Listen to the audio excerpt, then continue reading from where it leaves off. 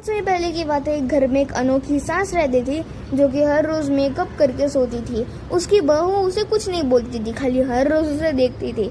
एक दिन उसकी सास मेकअप करके, पर्स पहन के और नई साड़ी पहन के सोने चली गई। उसने अपनी माँ से पूछा कि माँ जी, आप ये सब क्यों कर रही हो? तो उसकी सास ने कुछ नहीं बोला। फिर अगले दिन उसने देखा कि उसकी सास ऐसा ही सेम की, और जब भी वो अपने सास के कमरे में गई तो उसने देखा कि वो चप्पल पहन के सो रही थी।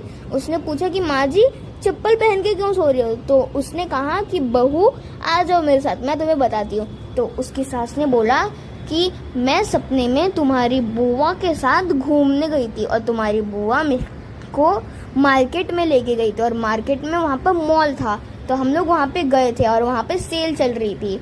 तो उसकी बहू ने बोला सपने में? तो उसकी सास ने बोला हाँ, और उसकी सास ने बोला कि हम लोग वहाँ पर गए थे और वहाँ पर सेल भी थी, तो आज मैं अपने पर्स में 2000 रुपये लेके जा रही हूँ। उसकी बहू हंसते हंसते जमीन में बैठ गई और उसकी सास बोलते ही जा रही थी। उसकी सास ने गर्व से कहा कि अगर आज मुझे तुम्हारी बुआ मिल गई तो आज हम लोग फिर से मॉल में जाएंगे।